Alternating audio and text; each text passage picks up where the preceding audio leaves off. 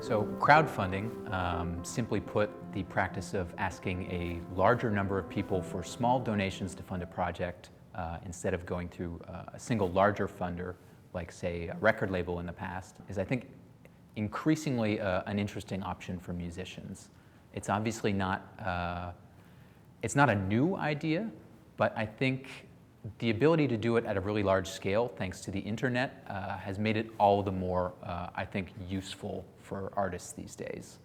While you could conceivably carry out your own crowdfunding campaign yourself, there are plenty of platforms online that are able to do it for you, sort of streamline the process in exchange for a portion of your revenues. So you may be familiar with some of the more established platforms like Kickstarter, Indiegogo, GoFundMe. Those typically work by individual supporters offering a single sum for sort of a one-off project that you're working on.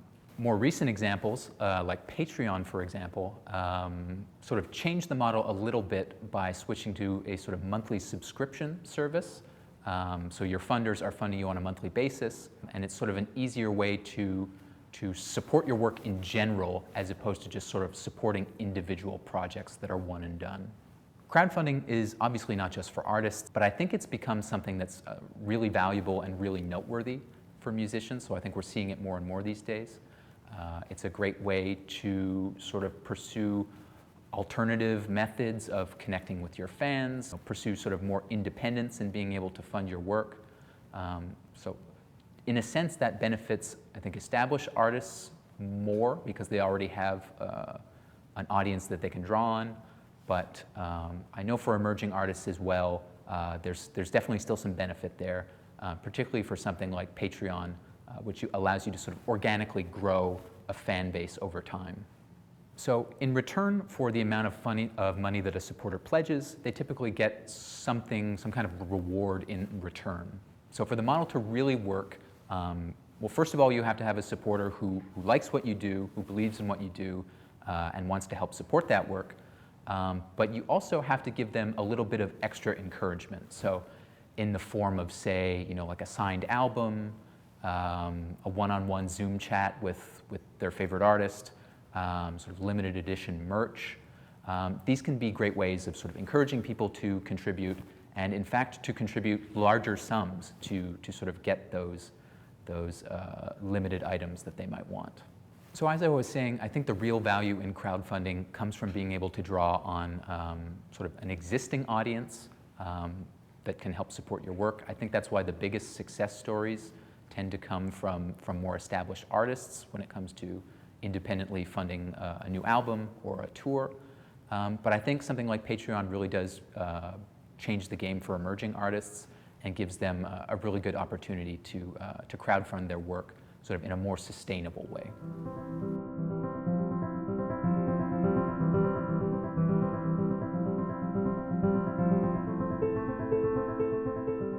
How can you finance your music online?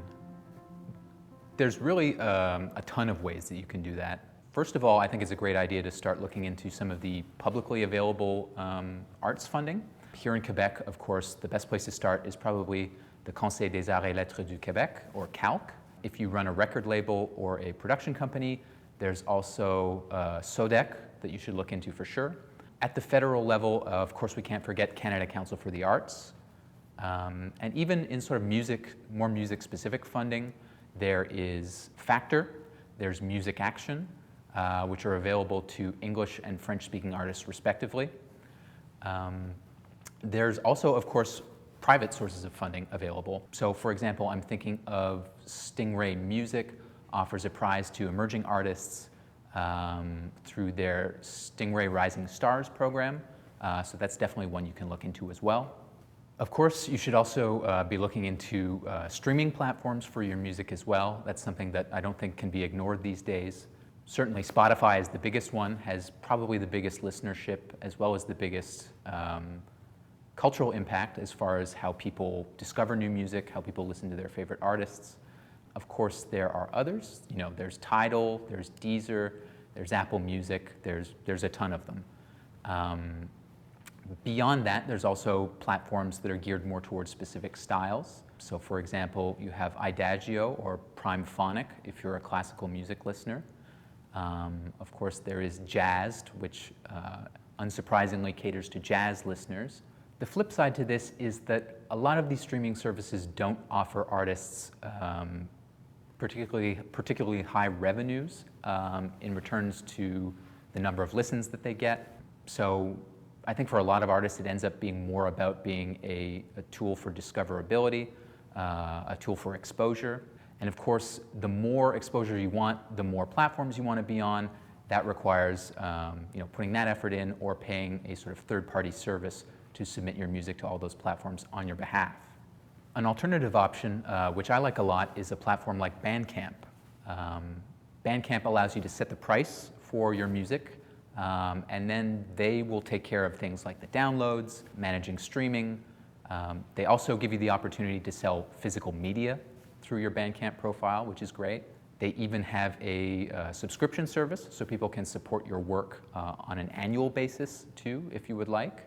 And also a great way of just selling merch like t-shirts or tote bags. Crowdfunding is definitely another option. So using a platform like Kickstarter or Indiegogo or GoFundMe can be a great way to get some financing for a one-off project, like if you're recording a new album, you're looking to fund a tour. But I would say the main impact for crowdfunding platforms is for artists that already have an established audience. If you're more of an up-and-coming artist, it might be a little bit more difficult to make a lot of money through that. On the other hand, a platform like Patreon, which also sort of does crowdfunding on sort of a monthly subscription basis, I think is really good, particularly for emerging artists.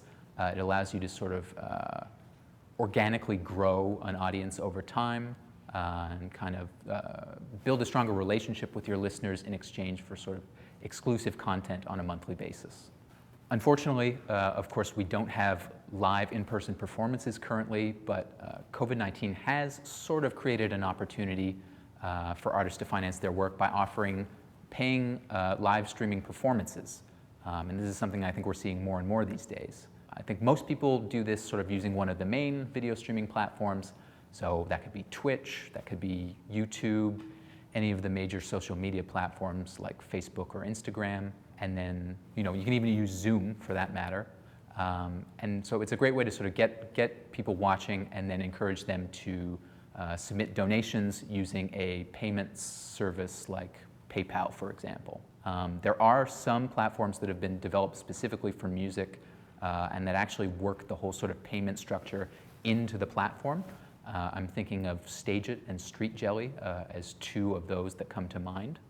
That being said, you're definitely not the only one right now who is having the same thought, who is thinking about putting their performances online. So it becomes increasingly important to stand out from the rest and to make your performance seem worth paying for, frankly. A lot of that comes down to audio-visual quality, which of course necessitates having the equipment to capture your performance to a high enough standard. All that to say, there are a lot of ways that you can go about it, but I think you just need to be strategic and sort of find the approach that fits your profile, fits your abilities, and fits your needs as an artist.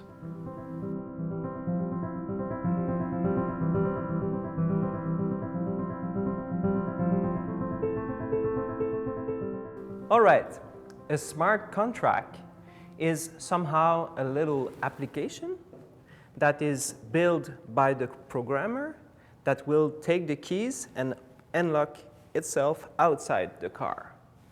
So as soon as the little program is finished, we publish it on the blockchain. So the blockchain is a network with tons of little nodes, servers.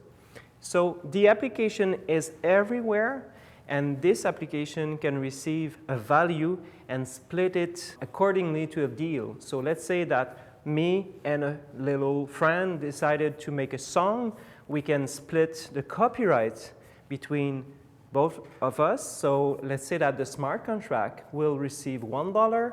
Then this $1 will be split automatically among me and my little friend. So that's how a smart contract works, and we can manage a lot of things like this, and we can do it with a smart contract automatically without failure and for the eternity. So smart contracts already exist. For instance, we have the possibility for the people to get reimbursed if the plane is canceled. So we have such application right now that will receive a little signal that will trigger the payment automatically as soon as the plane is late or canceled or whatever. So we have such a use case like that. The advantages of a smart contract is that as soon as it is published on the blockchain, it is an autonomous programmation. So it means that it will do its job like without being tired and for the eternity without failure. So that's a big advantage. So right now, if we have some staff in the office that receive some money that look in the Excel spreadsheet, we own what to who, whatever. So then we need an accounting person in the office that will do that job and sign the check or maybe do the little interact payment. So there is tons of manipulation that we can, human manipulation that we can avoid using smart contracts. So when we talk about smart contract, there is that's actually a project on which I'm working on right now called Smart Split. So basically what we address with this project is to help the artists to split the copyright amounts together, the neighboring rights also, so for the performance and who owns the master, the recording. So the interface that we're building right now helps people to split their rights, and as soon as the deal is done and that when everybody agree with the deal, then we publish the deal on the blockchain in the form of a smart contract.